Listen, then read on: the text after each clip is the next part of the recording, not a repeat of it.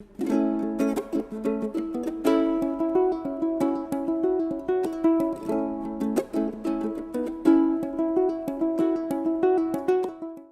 of the most revered movies from Hollywood's golden age was Stanley Kubrick's 1960 epic, Spartacus.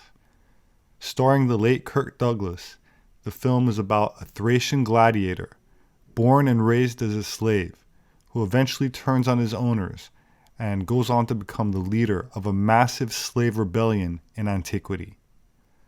While the story has many elements that are commercially effective on the big screen, such as action sequences and drama, the movie also promotes social values that align itself perfectly with Hollywood's social agenda.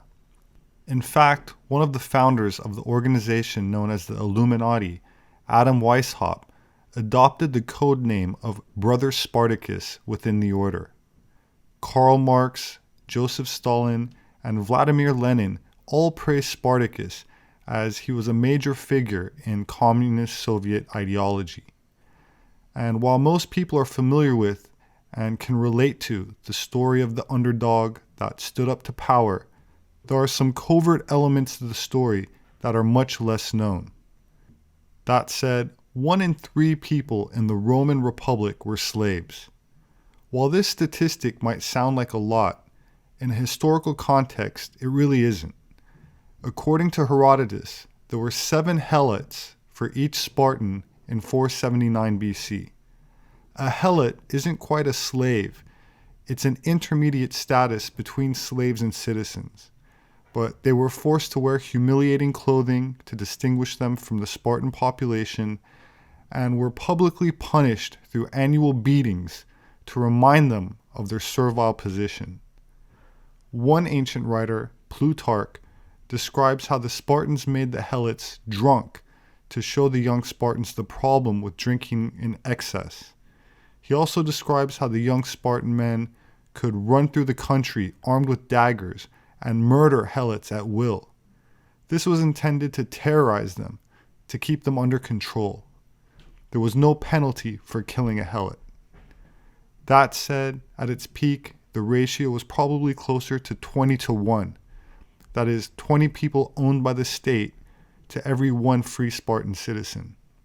Slavery is something that seems to have been present well into prehistory, and in a recent article, an Indian scholar has even suggested that the ancient Sanskrit epic, the Ramayana, features accounts in antiquity of interactions between modern Homo sapiens, the earliest example being Cro-Magnon, and Homo erectus, which is an anatomically correct, archaic species which walked the earth at the same time in certain parts of the world during the late Pleistocene, or Ice Age, as exemplified in this article from the Smithsonian that says, quote, Homo erectus went extinct in Africa and much of Asia about 500,000 years ago, but appeared to survive in Indonesia until about 35,000 to 50,000 years ago at the site Gangdong in the Solo River.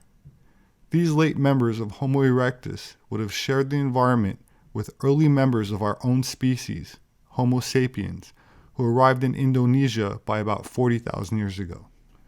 Dr. Rangan Ramakrishnan made the claim in his 10-volume study of the Ramayana, and in an article in South China Morning Post was quoted as saying, quote, if one reads the original Ramayana without the influence of succeeding vernacular versions, Vanaras, like Hanuman, are referred to as a distinct species altogether. Like other human species, they speak fluently and they inhabit a distinctive culture. In the Hindu epic, the Ramayana, the Vanara refers to a group of ape men living in the forest, and Hanuman was a simian monkey man deity who was revered as being the leader of the monkey people, which were used as slave labor to build a bridge known as Rama's Bridge between South India and Sri Lanka. Many people are convinced that the legend is based in reality because of geological evidence that suggests an artificial land bridge was built there thousands of years ago. The bridge is 30 miles long and is mostly submerged now at about 3 feet below sea level, but was reportedly passable on foot until the 15th century, when storms deepened the channel. Temple records seem to imply that the bridge was completely above sea level until a major cyclone struck in 1480. On an island in Indonesia called Flores, an archaic pygmy race has been discovered named Homo florensis, also nicknamed the Hobbit because of its short stature. Standing at about 3.5 feet tall and surviving up until at least 17,000 years ago, some people have speculated that this race could have been the fabled monkey people that built the stone bridge. While it did not have a tail, like some depictions of the simian slaves in the Ramayana are depicted in relatively recent art, it could be that the tails were added much later as an artistic interpretation of very ancient oral legends. As none of the people who made the paintings or sculptures actually saw these supposed monkey people with their own eyes and were merely recreating myths that have been passed down over the centuries. It's also interesting to note that the first specimen of Neanderthal, which was discovered in Europe and named after the valley it was found in, but since then numerous other similar fossils of the same or similar species have been unearthed in different parts of the world, such as Asia. Archaeological evidence suggests that Neanderthals lived in South India around 40,000 years ago as well, right alongside modern humans, even interbreeding with modern man and hybridizing into our species. Homo erectus is considered much more archaic than Neanderthal. Archaic just means older and implies more simian features, such as having more prognathism, which is how far the mouth sticks out from the face, and a much smaller brain with a cranial capacity of about 850 cubic centimeters, which is much less volume than Neanderthal, who had on average over 1,400 cubic centimeters of cranial capacity. That said, the DNA of both Neanderthal, as well as the much more archaic and primitive species of Homo erectus, have been found in various degrees in modern racial groups, as both species were able to produce viable offspring with Cro-Magnon types. While many Neanderthal fossils have been found in Europe and Asia, there is what scientists call an archaic ghost species that has been discovered only in the sequenced genomes of sub-Saharan Africans. They use the term ghost species because they have not yet identified which hominin it is in the fossil record. But genetically speaking, it's at least 1.7 million years removed from modern man, a shocking difference genetically to anybody that has formally studied anthropology.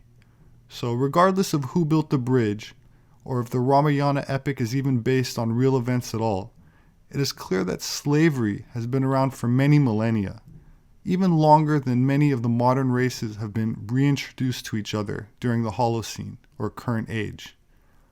While there's a lot of propaganda and political agendas behind the stories of how slavery came about, the truth is very different than how it's been portrayed in movies, music, media, and even academia.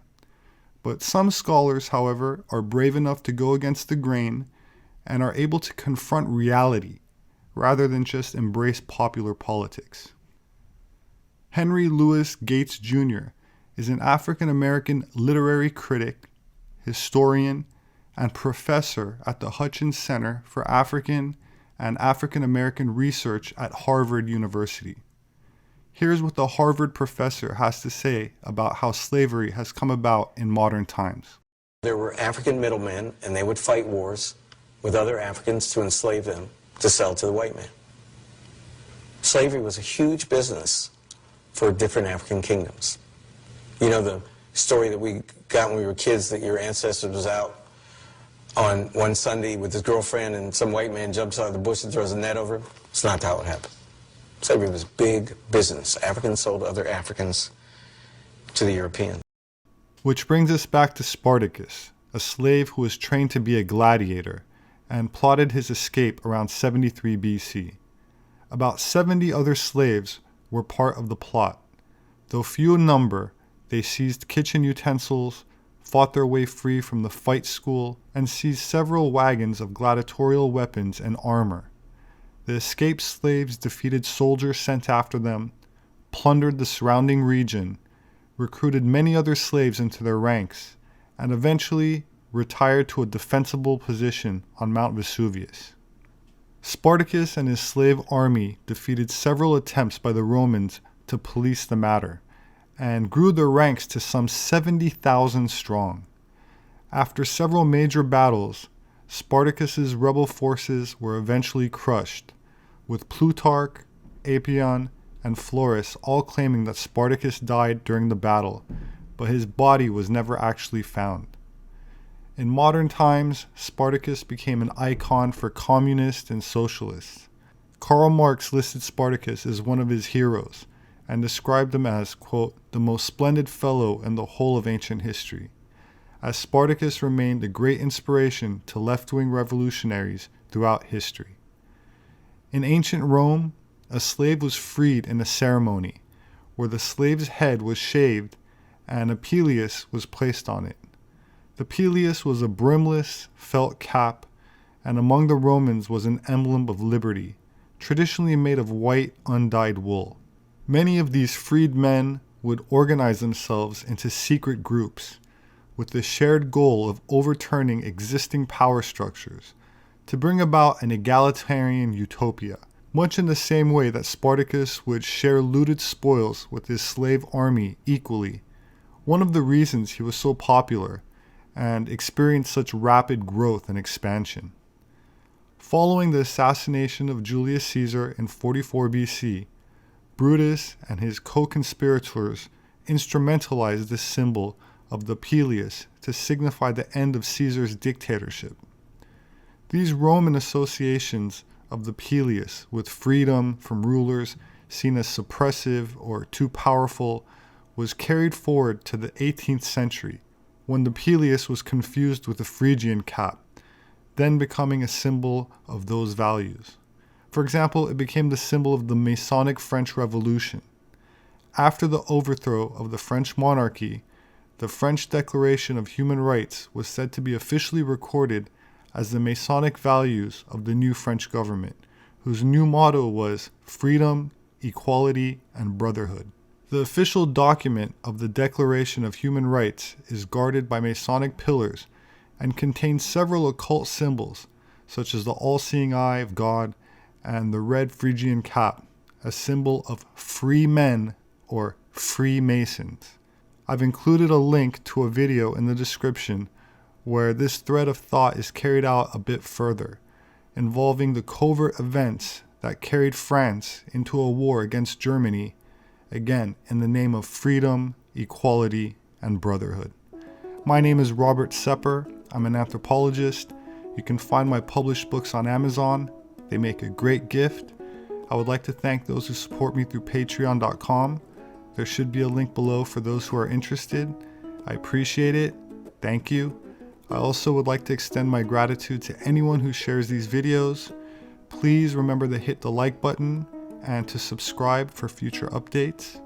As always, I look forward to reading your thoughts in the comment section, so please leave a comment below. Please have a wonderful weekend, and I hope to see you again soon.